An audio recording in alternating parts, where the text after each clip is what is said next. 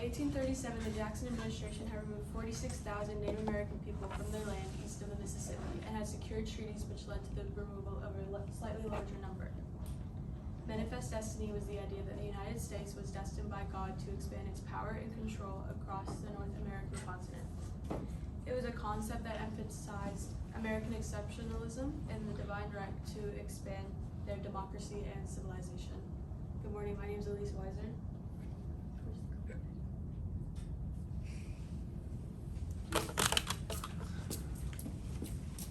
Keep going, you're fine. No, that's not gonna count against you. Good morning, my name is Sophia Zuluaga. Good morning, my name is Imran Williams. Our research question was, how did the doctrine of manifest destiny influence the American government's treatment towards Native Americans? This ideology of manifest destiny had a significance on the way the government treated Native Americans. European American settlers believed that they were destined to come to this land to spread their culture, values, and ways of living. However, this took a toll on Native Americans. This belief led to the removal of Native Americans and from their ancestral homes, the suppression of their language, culture, and traditions, and there were treaties made not in good faith, and that led to the destruction of land and the resources, leading to harsh survival. Over time, myths promoted by the dominant white group described the Native Americans as unfit to cultivate and own the land. In this painting by John Gask, you can see an angel-like figure leading the American settlers westward towards what they called their destiny. The American government dismissed the impact they might have on the lives of Native Americans that already inhabited the land. They believed that what they were doing was justified because it benefited their country and their own personal needs. To help justify their actions, they convinced themselves that what they were doing was best for everyone, because in their minds, the Native Americans were unfit to own the land. In this painting by George Caleb Bingham, you can see a group of American settlers traveling from the east to the west. The east is depicted as a sort of light, and the west is depicted in a sort of darkness. The Indian Removal Act of 1830 was passed by United States President Andrew Jackson. This bylaw stated that it provided the exchange of land and the encouragement of the expansion of the West. However, to the Native Americans, this was known as the Trail of Tears. And even though they had different names, they represented the same event. The Trail of Tears stands as a mortifying chapter in American history, as this tragic event led to thousands of deaths due to exposure, disease, and starvation through the rigorous journey.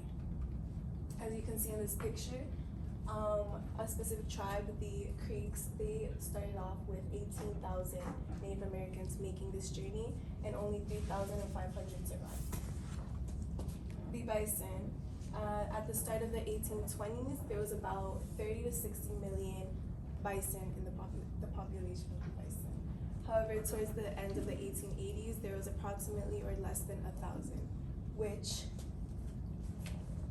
this mass slaughter was driven by commercial interests, however, had extensive consequences towards the Native Americans, as it disrupted the traditional way of life for many plain Native Americans. They depended on the bison for clothing, food, and weapons, and it was hard for them to survive after that. Following the devastating aftermath of the Trail of Tears, the U.S. government, using manifest destiny and justification, made concentrated efforts to eradicate Native American culture. Laws were passed limiting Native American culture expression, such as Indian Religious Crimes Acts, Dawes Acts, and boarding school policies. This here is a picture of Native Americans and who European settlers wanted them to be. This is an article published in April 1916 by Carlos Montuza, a Native American freedom activist. In this article, he highlights the unrelenting pursuit of the U.S. government's abolishment of Native American culture and identity.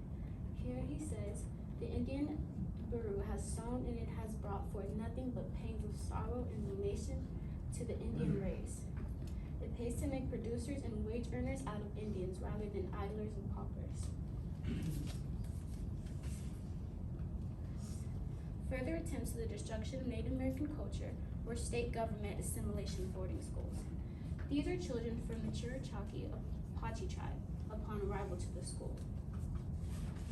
These are the children after.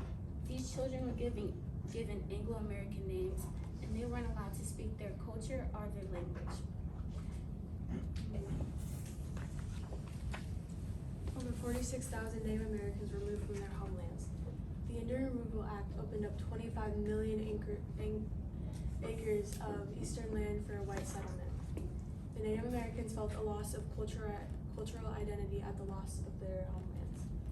The United States aimed to assimilate Native Americans into mainstream European American culture. Yale University researchers Justin Furl and his colleagues report that 99% of Indian land has been lost to indigenous people.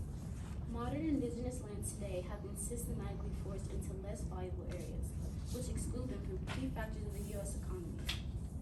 Modern indigenous lands are also at an increased risk of climate change hazards, especially extreme heat and extreme decreased precipitation. This is our website page. Thank you.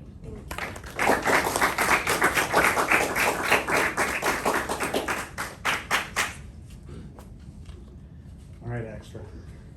All right, we're gonna start with you, Sophia, and then go that way across. What's a way in which your team's resolution that you guys came up with made you think differently about the research you conducted? Our different perspectives, such as cultural, also opened up my mind to see how it wasn't just environmental, and I believed it gave a broader perspective on the immense and devastating impacts. Thank you. Oh, no, not yet. Still, you have two more questions, sorry. Next up, reflecting on the work of the other two members of your team, was there something in either one of those, or even your presentation, that you didn't use, and then why didn't you use it? We used most of the evidence that we had, but in my own personal presentation, there was a letter from the Indian Bureau of Affairs. I did not use it because it was rather lengthy and it did not pertain to the Okay, thank you. And last question, if you'd had a fourth member of your team, what's something else they could add that would help the? I think we could have looked at an economic perspective, how that was also a heavy influence on American expansion into the West, how they aimed to gain a lot of land and a lot of money through their westward expansion. Guys are done.